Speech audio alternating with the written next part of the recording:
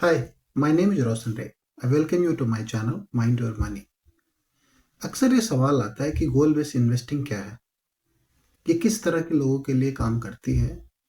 क्या गोल based investing का कोई फायदा है?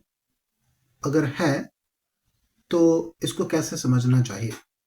क्यों investment firms, wealth management companies या mutual fund goal based investing को प्रमोट करती है, उसकी मार्केटिंग करती है? ये कैसे काम करती है? बट इन सारी बातों को समझने के पहले हमको ये समझना चाहिए कि हम किस तरह के गोल्स के बारे में बात कर रहे हैं, लाइफ के किस तरह के इवेंट्स के बारे में बात कर रहे हैं। एक आम आदमी के लिए लाइफ के कुछ इवेंट्स ऐसे हो सकते हैं, जैसे उस आदमी को घर खरीदना हो या घर बनाना हो, उसके खर्च के बारे में सोचना, अपनी शादी में होने वाले खर्च के बारे में सोचना, बच्चों के एजुकेशन के बारे में सोचना, बच्चों के शादी के में होने वाले एक्सपेंडिचर के बारे में सोचना। इसको आप लाइफ के गोल्स कह लीजिए, इसको आप लाइफ के कुछ इंपॉर्टेंट इवेंट्स कह लीजिए।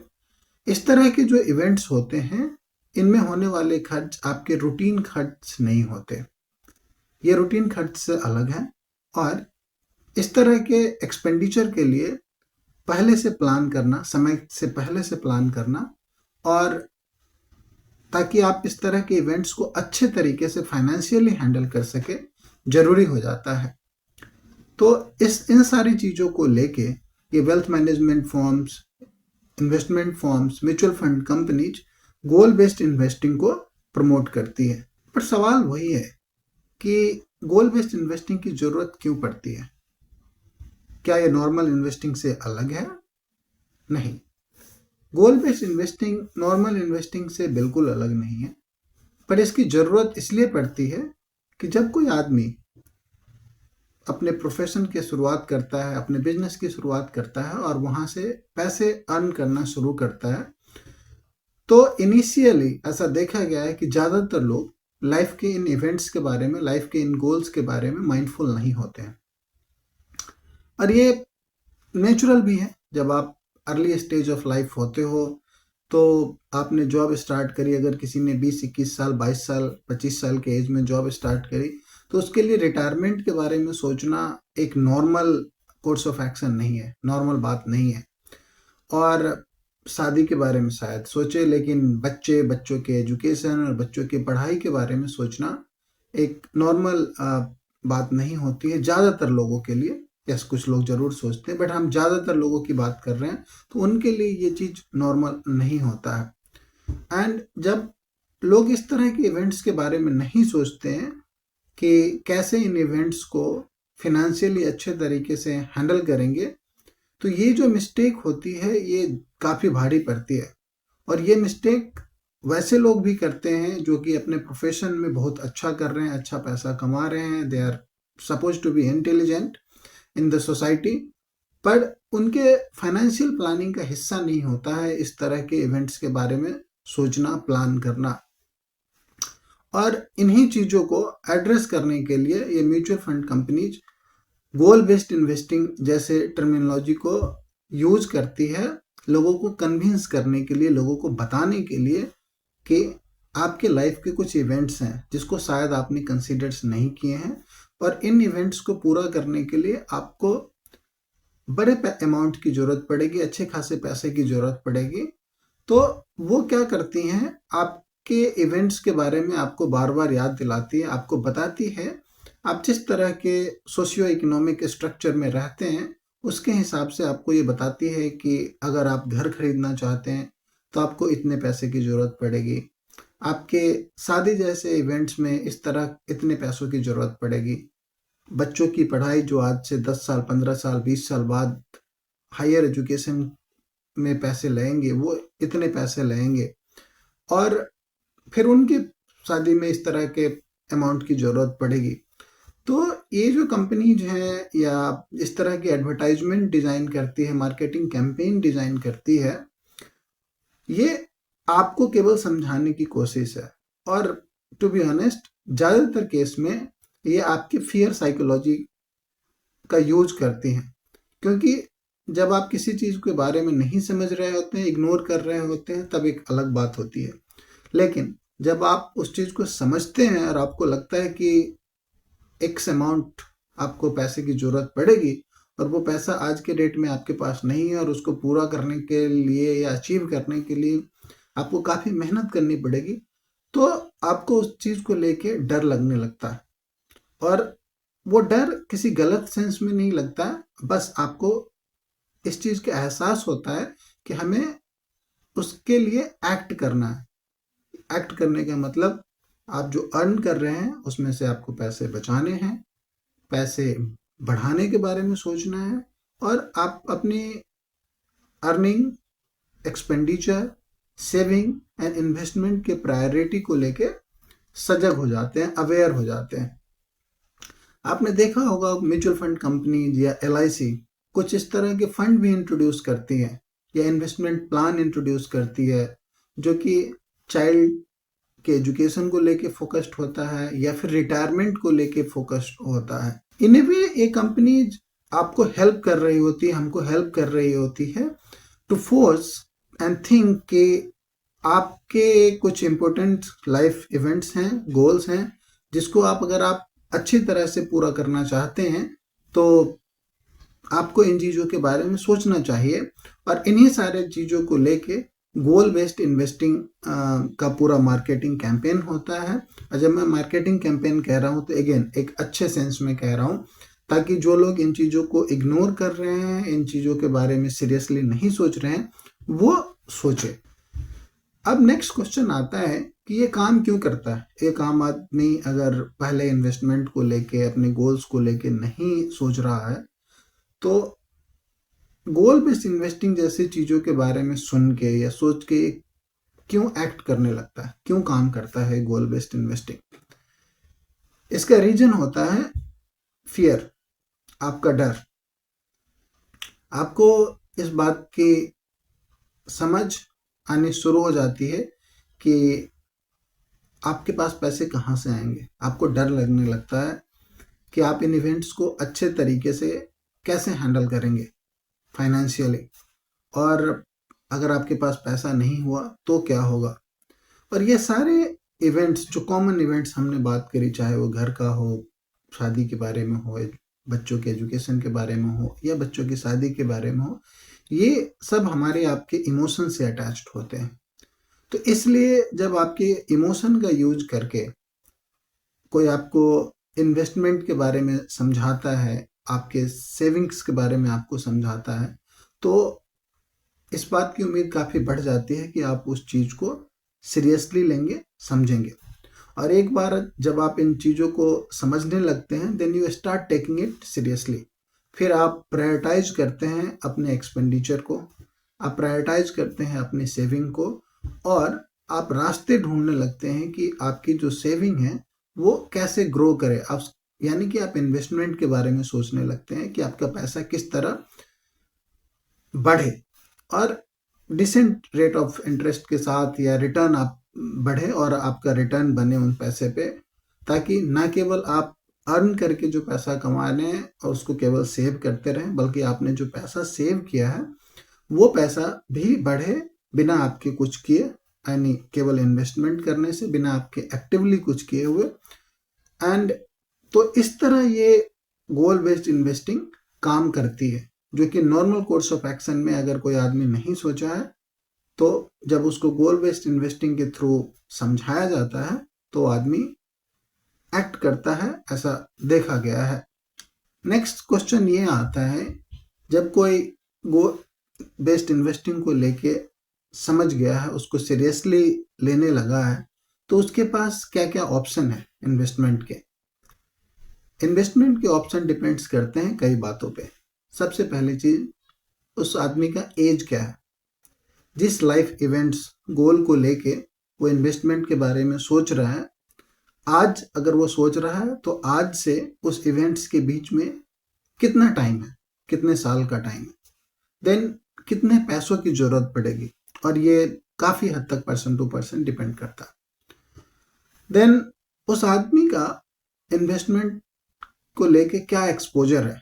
और जब मैं एक्सपोजर की बात कर रहा हूँ तो आज भी बहुत सारे लोग हैं जो कि सेविंग एंड इन्वेस्टिंग को एक समझते हैं, उनके लिए फिक्स डिपॉजिट करना ही इन्वेस्टमेंट है। कुछ लोगों के लिए रियल एस्टेट में इन्वेस्टमेंट करना है, इन्वेस्टमेंट ऑप्शन है। कुछ लोगों के लिए स्टॉक मार्केट में इन्वेस्ट करना। तो मैं इस तरह के इन्वेस्टमेंट एक्सपोजर की बात कर रहा हूँ, उनको किस तरह का एक्सपोजर है इन्वेस्टमेंट का। उदाहरण के लिए अगर किसी को घर खरीदना है और उसके पास 8 से 10 साल का समय है, तो इक्विटी मार्केट रिलेटेड प्रोडक्ट्स में इन्वेस्ट कर सकता है कोई। एग्जाम्पल म्यूचुअल फंड में या फिर डायरेक्ट स्टॉक ऑप्शन में, अगर आपको उस चीज़ की समझ है तो। किड्स एजुकेशन के लिए किसी के पास 15 साल का समय है, तो इक्विटी शायद बेहतर ऑप्शन हो compare to other options. Retirement, जिसके बारे में सोचना जनरली मुश्किल होता है शुरुआत में, यानी आपके पास लंबा समय होता है 20 से 25 साल का, तो उस केस में इनिशियल डेज में definitely equity related products, mutual fund जैसे ऑप्शंस, या फिर इक्विटी इन्वेस्टमेंट को हैंडल करने वाले प्रोफेशनल फंड मैनेजर्स की हेल्प लेके कुछ और इक्विटी रिलेटेड प्रोडक्ट में आप इन्वेस्ट कर सकते हो। तो इस तरह के कुछ जनरल ऑप्शंस मैंने आपको बताए। अगेन, जो इन्वेस्टिंग होता है वो काफ़ी हद तक पर्सनलाइज्ड गेम होता है। तो आपको अपने एडवाइजर्स या जिसको भी आप ट्रस्ट करते हैं, जो इस चीज़ के बारे में अवेयर है, जिसको इस चीज़ की समझ है, उसके साथ बैठ के प्लान करना पड़ेगा कि मैं इस इवेंट, लाइफ इवेंट्स, गोल्स के बारे में इन्वेस्ट करना चाहता हूँ। वो आपसे कुछ सवाल पूछे, आपकी करंट सेविंग, करंट अर्निंग, कितना आपका एक्सपेंडिचर है, कैसे आप इन्वेस्ट, कितना पैसा आप उस गोल को लेके कंसिडर किए हैं, और फिर आपको वो एक ऑप्शन बता पाएगा कि हाँ, इस तरह के ऑप्शंस आपके लिए सही हो सकते हैं। और इन सारी बातों में सबसे ज़्यादा ज़रूरी ये है कि आपके साथ जो ऑप्शन शेयर किया जाता है, बताया जाता है, उसको आप समझें। क्योंकि सबसे बड़ा की फैक्टर इन सारे इन्वेस्टमेंट ऑप्शंस में ये है टाइम होराइजन। आपके पास समय कितना बचा है उस इवेंट्स को लेके। आज जब आप डिस्कस कर रहे हैं, सोच रहे हैं, और उस लाइफ इवेंट्स के बीच में कितना समय, आपकी रिस्क एपेटाइट क्या है। क्योंकि जब आप इन्वेस्ट करते हैं, खासकर रिस्कियर प्रोडक्ट में फॉर बेटर रिटर्न, तो आपको अपने रिस्क एपेटाइट के बारे में भी सोचना चाहिए। और एक और इम्पोर्टेंट चीज़ ये है कि जितने इन्वेस्टमेंट आपके सामने ऑप्शन रखे जाते हैं, उसमें higher probability for better return किस ऑप्शन में है। एंड अगर आप किसी इन्वेस्टमेंट ऑप्शन को नहीं समझ रहे हैं, तो आप पहले उसको समझें before committing your hard earn money, and उसमें इन्वेस्टमेंट करने से पहले आप इस बात का भी ध्यान रखें कि आप ना केवल रिटर्न को देख रहे हैं, बल्कि टैक्स एडजस्टेड रिटर्न के बारे में समझ रहे हैं। उसमें पोस्ट टैक्स आपके हाथ में नेट नेट क्या पैसा बचेगा। हम टैक्स के बारे में थोड़ी सी बात करेंगे, नॉट इन डिटेल, पर उससे पहले इनफैक्ट मैं देख रहा था कि कुछ म्यूचुअल फंड कंपनीज ने तो गोल बेस्ड या फिर सॉल्यूशन बेस्ड इन्वेस्टमेंट प्लान भी या फंड भी इंट्रोड्यूस किए हुए हैं, जैसे Tata young citizens fund, Aditya Birla Bal Bhavishya Yojana fund, HDFC children's fund, SBI magnum children's benefit funds. ये कुछ फंड्स हैं, लेकिन मैं आपको अपने एक्सपीरियंस और रिसर्च से ये बता सकता हूँ कि ये म्यूचुअल फंड इन्हीं कंपनियों के बाकी म्यूचुअल फंड से अलग नहीं है। इन्होंने इस फंड्स का नाम केवल ऐसे रखा है ताकि वो इसकी मार्केटिंग कर सके। इनके जब डिस्ट्रीब्यूटर आपको कन्विंस करने के लिए जाए कि सर आप इन्वेस्ट करें, तो उनके पास एक ऐसा प्रोडक्ट हो जिसको वो आपके लाइफ के इवेंट्स, गोल के साथ कोरिलेट करके बता सके।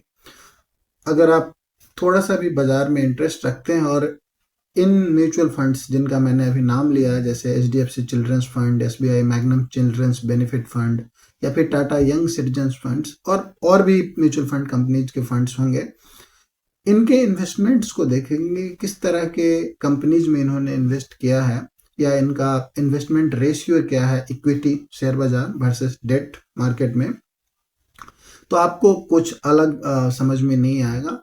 बस अगेन, जैसे मैंने कहा कि केवल आपको समझाने और आपसे इन्वेस्टमेंट कमिटमेंट लेने के लिए वो इस तरह के प्रोडक्ट्स का डिज़ाइन करती है, again in a good sense. थोड़ी देर पहले हम बात कर रहे थे टैक्स एडजस्टेड रिटर्न के बारे में। सो जिन लोगों का एक्सपोजर नहीं है इक्विटी मार्केट में, शेयर बाजार में इन्वेस्टमेंट को लेके, उन्होंने एफडी को ही केवल इन्वेस्टमेंट या सेविंग ऑप्शन अभी तक जाना है या समझा है, उनके लिए एक बात इम्पोर्टेंट ये हो जाती है कि आप अपने रिटर्न को टैक्स एडजस्टेड रिटर्न के हिसाब से समझें और टाइम होराइजन को दिमाग में रख के देखें। सो अगर कोई एफडी में सेविंग करता है, मैं उसको इन्वेस्टमेंट मानता भी नहीं हूँ, इनफैक्ट मानना भी नहीं चाहिए, तो आपको 5 से 7% का रिटर्न मिलता है और हायर टैक्स आप उस पर पे करते हो, डिपेंडिंग ऑन कि आपका टैक्स स्लैब क्या 30% प्लस भी हो जाते हैं। दूसरा ऑप्शन है डेट, जो कि रिस्क के पॉइंट ऑफ व्यू से काफ़ी सिमिलर है एफडी से, लेकिन उसमें जो टैक्स लाइबिलिटी बनती है वो एफडी से कम बनती है। तीसरा option equity market related products में हो सकता है, जैसे शेयर बाजार के म्यूचुअल फंड वाले ऑप्शंस, या फिर डायरेक्ट स्टॉक ऑप्शन अगर कोई करना जानता है या फिर आप किसी का एडवाइस लेके करते हैं। लेकिन चाहे वो डायरेक्ट स्टॉक हो या फिर म्यूचुअल फंड हो, उसमें जो टैक्स बनता है वो कंपेयर टू अदर ऑप्शन जो हमने बात करी एफडी या डेट में इन्वेस्टमेंट से कम बनता है। As on date when we are recording in Jan 2025, जो लॉन्ग टर्म कैपिटल गेन है वो 12.5% है। यानी अगर आप कोई पैसा इन्वेस्ट करते हैं और उस पैसे को 1 साल के बाद निकालते हैं, तो आपका जो भी रिटर्न बनेगा उस पर 12.5% का ही टैक्स लाइबिलिटी आपकी बनती है। दूसरा है STCG, short term capital gain, वो 20% है। यानी अगर उस पैसे को आप शॉर्ट टर्म 1 साल से कम टाइम पीरियड में निकालते हैं, तो शॉर्ट टर्म कैपिटल गेन आपको 20% देना पड़ेगा। यहाँ पे हम बात कर रहे हैं लॉन्ग टर्म लाइफ इवेंट्स की, लॉन्ग टर्म लाइफ गोल्स की, तो short term capital gain applicable शायद ना हो ज़्यादातर केसों में। तो आपको ये देखना चाहिए कि एक इन्वेस्टमेंट ऑप्शन जहाँ पे आपकी टैक्स लाइबिलिटी 12.5% है, वर्सेस एक इन्वेस्टमेंट ऑप्शन जिसमें रिटर्न भी रिलेटिवली कम है, ऑफकोर्स वो लेस रिस्कियर है, लेकिन आपकी टैक्स लाइबिलिटी 30% तक हो सकती है। तो आप इन बातों को भी ध्यान रखें जब आप गोल बेस्ड इन्वेस्टिंग या इन्वेस्टिंग के बारे में सोचते हैं तो।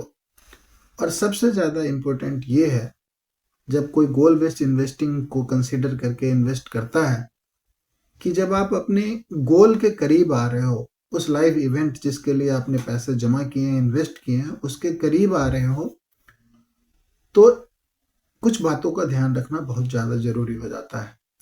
जैसे कि अगर आप शेयर बाजार रिलेटेड प्रोडक्ट्स में इन्वेस्टमेंट किया है आपने, एग्जाम्पल के लिए म्यूचुअल फंड में मान लीजिए आपने इन्वेस्टमेंट किया है या करते आ रहे हैं एसआईपी के जरिए, तो आप जब उस इवेंट्स के करीब आ रहे हो, फॉर एग्जाम्पल अगले 2 साल में 3 साल में आपको वो पैसे चाहिए, तो आपको आज से ही उस पैसे को विड्रॉ करने के बारे में सोचना चाहिए। अगर मार्केट ने रैली कर लिया है, आप देख रहे हो कि मार्केट रैली कर रहा है पिछले 2-3 सालों से, आज जब विड्रॉल को लेके आप सोच रहे हो, तो आपको स्लोली उस equity market related product, mutual fund जैसे इन्वेस्टमेंट ऑप्शन से पैसे निकालने चाहिए और फिक्स डिपॉजिट जैसे ऑप्शन की तरफ उस पैसे को मूव कर देना चाहिए, ताकि आपका जो रिस्क है वो कम हो जाए।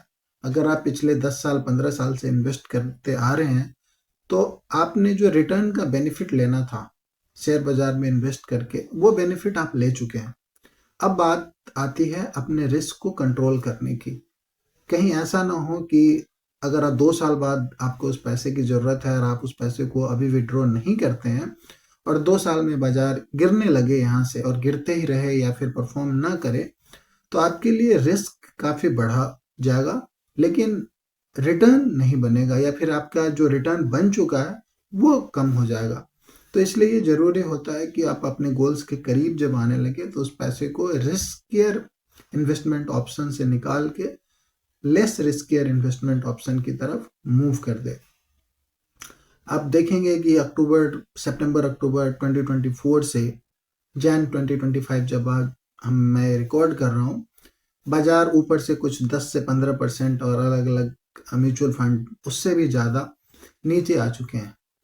सो ये कोई डरने और डराने की बात नहीं है कि नीचे आ चुके हैं, लेकिन आपको ये देखना पड़ेगा कि अगर किसी आदमी को जून 2025 में पैसे की ज़रूरत है और वो अगर जून 2024 में इस चीज़ के बारे में सोचा होता है कि हाँ, मेरे पास 1 साल का समय है, मुझे क्या करना चाहिए, अगर किसी प्रोफेशनल से एडवाइस लिया होता या खुद इस बात को समझा होता कि बाजार एक रिस्कियर एसेट क्लास है इन्वेस्ट करने के लिए, तो अगर वो पैसा निकालना शुरू कर चुका होता या निकाल चुका होता, तो आज जो आपका कैपिटल उस समय तक बन चुका है था, वो कम ना होता।